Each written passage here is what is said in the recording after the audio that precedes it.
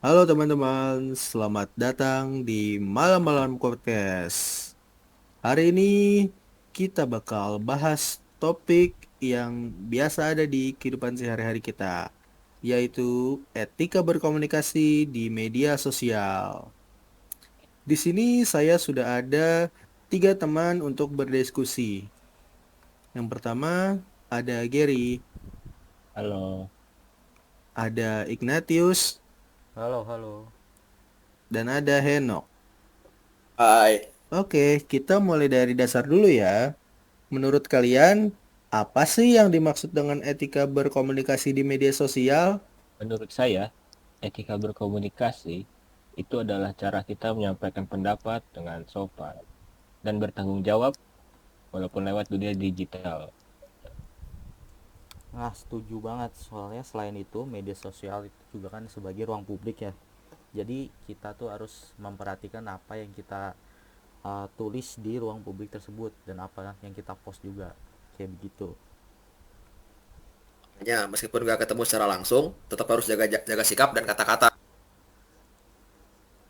Nah, kenapa sih etika ini penting banget?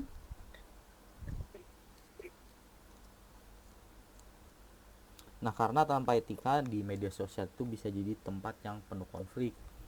Jadi kalau misalnya kita ambil contoh kayak salah komentar dikit, kalau nggak beretika komennya mungkin masalah yang ditimbulkan tuh akan jadi lebih besar dari yang seharusnya. Nah, selain itu juga etika ada hubungannya dengan reputasi. Apa yang kita posting bisa mempengaruhi citra kita di mata orang lain. Makanya jangan lupa ada juga dampak hukum kalau sampai menyebar hoak atau ujaran kebencian bisa kena masalah serius. Oke, sekarang kita bahas prinsip-prinsipnya. Yang paling dasar apa sih menurut kalian? Yang paling dasar itu bahasa harus sopan, beda pendapat itu wajar, tapi jangan sampai pakai kata-kata kasar atau menyerang secara pribadi. Nah, selain sopan yang tadi, kita tuh juga harus berpikir dulu sebelum ngepost sesuatu. Soalnya kan kalau kita ngepost dulu baru mikir kan, postnya udah terlanjur dilihat sama orang-orang. Jadi mau dihapus juga pun udah telat, tetap berasa gitu postnya. Kayak begitu. Sama satu lagi, menghargai perbedaan. Nggak semua orang harus setuju sama pendapat kita.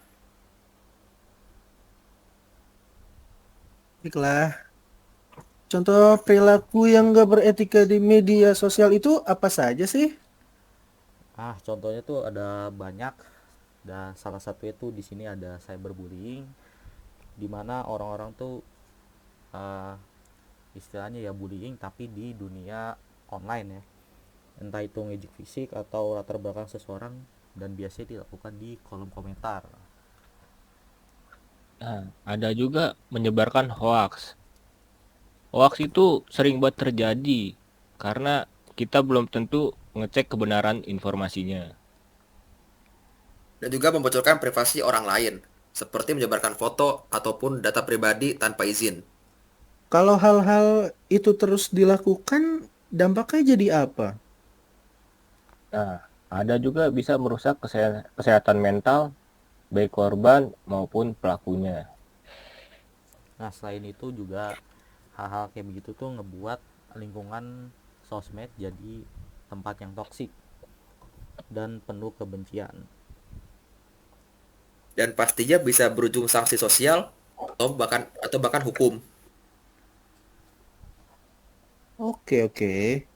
Sebelum kita tutup nih, ada nggak sih tips-tips singkat buat para penonton? Nah, kalian harus menggunakan media sosial untuk hal yang positif dan edukatif. Nah, ada lagi kalau misalnya lihat konten negatif itu bisa kita laporkan atau dicuekin aja, atau bisa juga kita blok. Jadi kalau lihat konten yang gak disuka tinggal blok aja gitu. Kalau saya sih tidak ada. Baiklah. Nah, Tadi itu adalah obrolan kita tentang etika berkomunikasi di media sosial. Ya, intinya jari kita itu adalah tanggung jawab kita.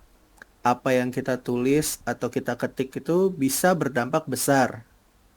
Terima kasih buat teman-teman yang sudah berdiskusi dan terima kasih juga buat kalian para penonton yang sudah mendengarkan. Sampai jumpa di episode berikutnya. Tetap bijak bermedia sosial. Bye bye.